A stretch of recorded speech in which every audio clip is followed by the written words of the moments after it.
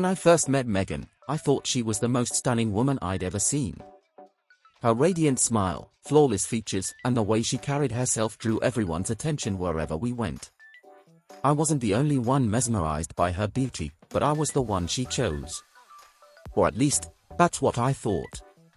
Megan and I had been married for 8 years. We had our challenges, like any couple, but I always believed we shared a deep connection beyond physical attraction. That belief began to shatter when she casually dropped a bombshell during a dinner with friends. "I'm just being honest," she said with a playful smirk, swirling her wine glass. "I'm too beautiful to be faithful. Men can't resist me, and honestly, I can't resist them either." Everyone laughed, assuming she was joking. But I knew Megan too well. Her tone, her body language, there was something unsettling about the way she said it. Later that night, as we drove home, I brought it up. "Was that a joke back there, or were you serious?" I asked, keeping my voice calm. She shrugged. "I mean, look at me. It's not like I'm actively trying to cheat, but when you're this attractive, opportunities just happen. It's hard to say no sometimes." Her words hit me like a punch to the gut. "So you're admitting you've cheated on me?" She hesitated, then looked at me with an expression I'll never forget, part guilt, part defiance. "I wouldn't call it cheating. It's just taking advantage of what life offers." I couldn't believe what I was hearing. I pulled the car over and stared at her.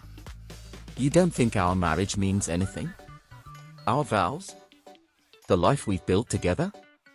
"Of course it does," she said, almost dismissively. "But I'm not going to pretend to be someone I'm not. I love you, but I can't help being who I am." The beginning of the end. Her confession sent me spiraling. Over the next few weeks, I couldn't look at her the same way. Every time she went out with her friends or stayed late at work, my mind raced with doubts. One day, while she was in the shower, I did something I never done before. I looked at her phone. I told myself it was wrong, but I needed answers. What I found confirmed my worst fears. There were flirty texts with multiple men, some explicit photos, and even a few exchanges about last night and how amazing it had been. My hand shook as I scrolled through message after message, each one a dagger to my heart. When Megan came out of the shower, she saw me holding her phone. Her face went pale. "You went through my phone?" she asked, more angry than guilty. "I had to," I said, my voice breaking. I needed to know the truth. She crossed her arms. "Fine. So now you know. What do you want me to say? That I'm sorry? I'm not. I can't apologize for being me." Confronting the truth. That night, we had the fight to end all fights. She tried to justify her behavior by blaming her looks, saying it was a curse to be as beautiful as she was. "Men throw themselves at me," she said. "You have no idea how hard it is to say no all the time." I couldn't believe how little accountability she was willing to take.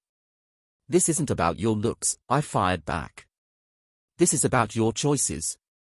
You didn't just happen to cheat, you chose to." Over and over again. For the first time, I saw a flicker of vulnerability in her eyes. But it was fleeting. "You don't understand what it's like to be me," she muttered. The ugly truth. I realized then that Megan wasn't going to change. Her beauty had become her excuse for everything, a shield she used to deflect responsibility. She saw herself as a victim of her own attractiveness, rather than someone who had the power to make better choices. A few weeks later, I filed for divorce. It wasn't an easy decision. I had loved her deeply, and part of me still did. But I couldn't stay in a marriage where trust was non-existent and excuses overshadowed accountability. Megan didn't take the news well. At first, she tried to charm her way out of it, promising she'd try harder. When that didn't work, she turned bitter, accusing me of being insecure and not man enough to handle her beauty. "Maybe I am insecure," I told her during one of our final conversations. "But at least I know what loyalty looks like." Moving on. Now, 6 months later, I'm rebuilding my life. The divorce was messy, but it gave me the freedom to find peace and self-respect again. As for Meghan, word around town is that her "too beautiful to be faithful" mindset hasn't worked out in her favor.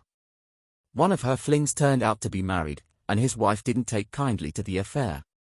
Meghan's social circle has grown smaller, and her once endless admirers seem to be fewer and far between. Beauty may open doors, but it doesn't keep them open forever. Looking back, I don't regret marrying Meghan. I learned valuable lessons about love, trust, and self-worth. But I do regret letting her excuses blind me for so long. The truth is, being beautiful isn't a curse. It's just a trait. And it's what you do with it that defines who you really are. Would you like to expand on any part of this story, like the divorce process or Meghan's aftermath?